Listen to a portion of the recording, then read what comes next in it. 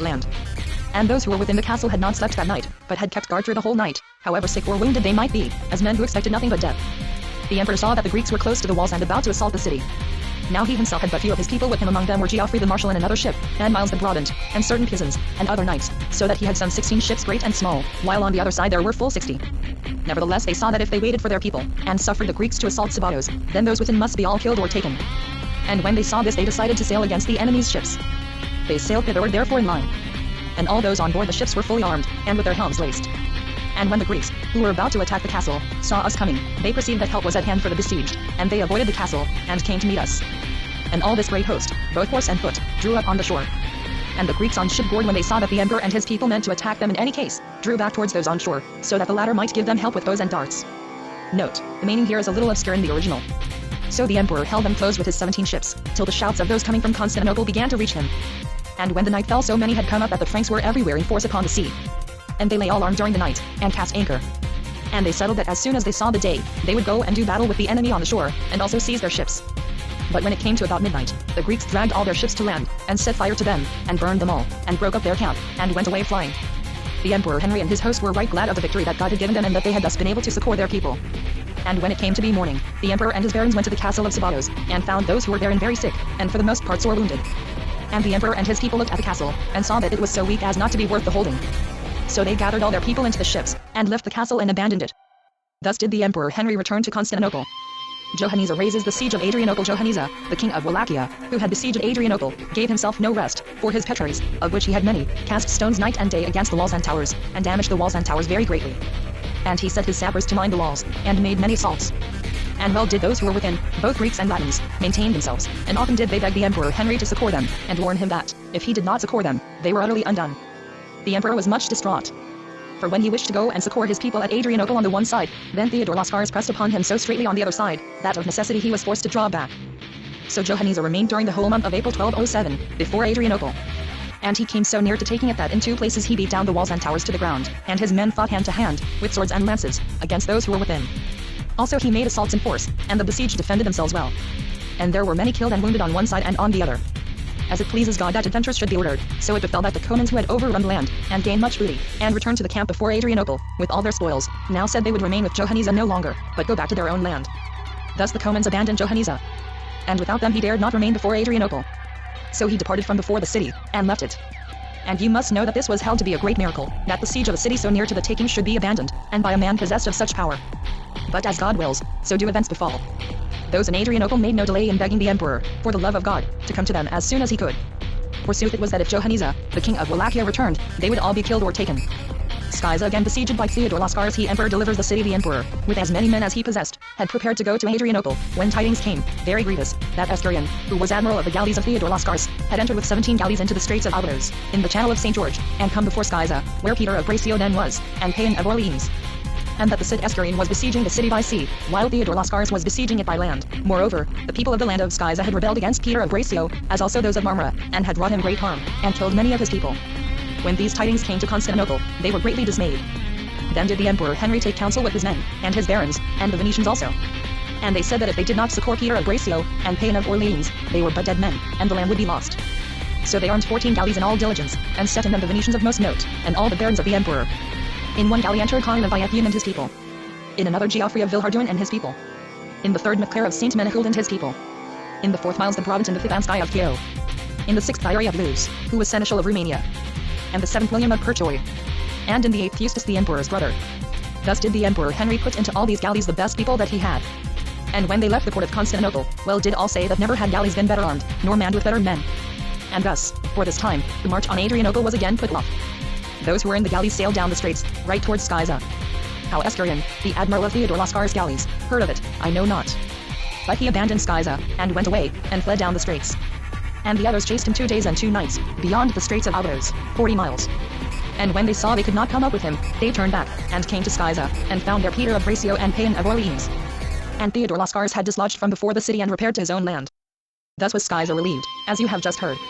And those in the galleys turned back to Constantinople, and prepared once more to march on Adrianople. The emperor twice delivers Nicomedia, besieged by Theodore Lascaris. Theodore Lascaris sent the most part of his force into the land of Nicomedia. And the people of Thierry of Luz, who had fortified the church of St. Sophia, and were therein, besought their lord and the emperor to come to their relief. for if they received no help they could not hold out, especially as they had no provisions. Through sheer distress and sore need, the Emperor Henry and his people agreed that they must once more abandon thought of going to Adrianople, and cross the Straits of St. George, to the Turkish side, with as many people as they could collect, and succor Nicomedia. And when the people of Theodore Lascaris heard that the Emperor was coming, they avoided the land, and retreated towards Nice the Great.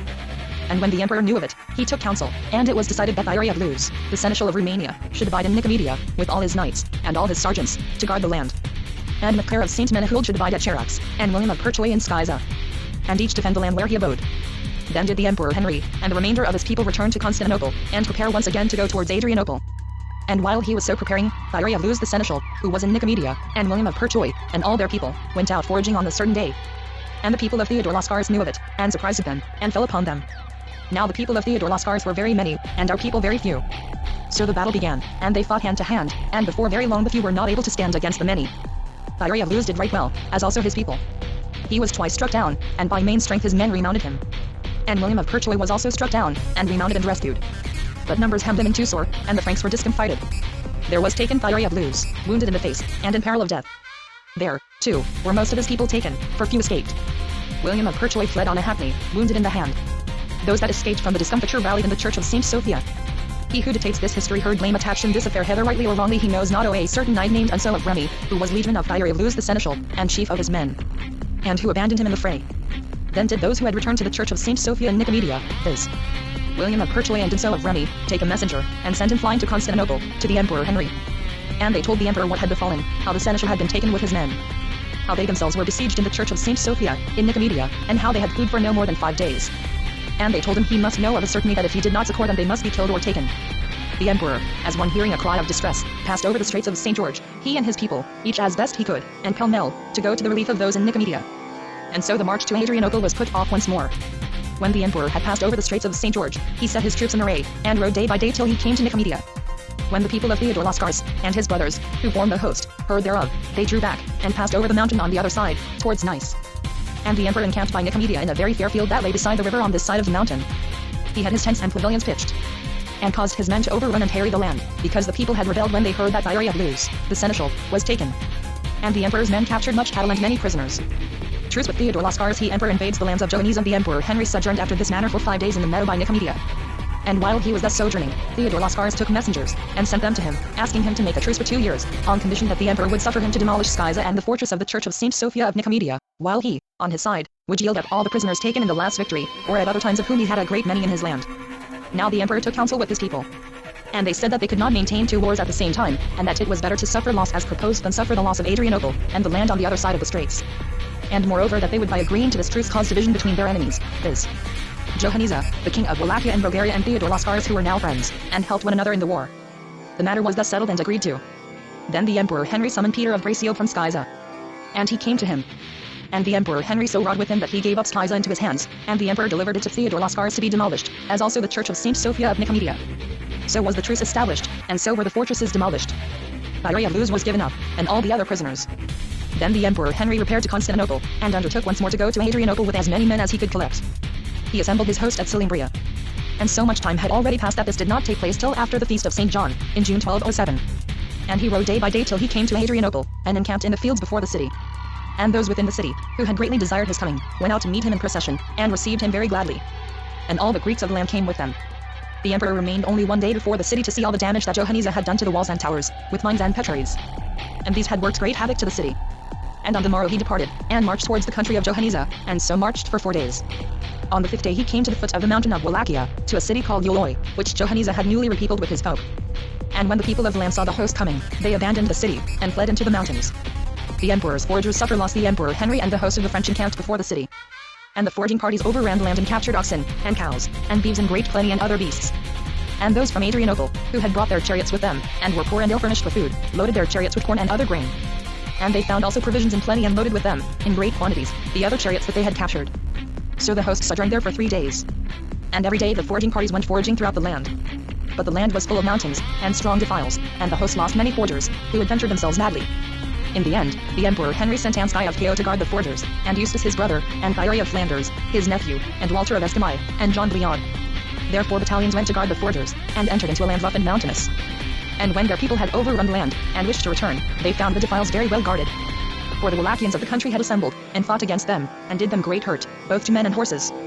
Hardly were our men put to it to escape discomfiture. And the knights had, of necessity, to dismount and go on foot. But by God's help they returned to the camp, though not without great loss and damage.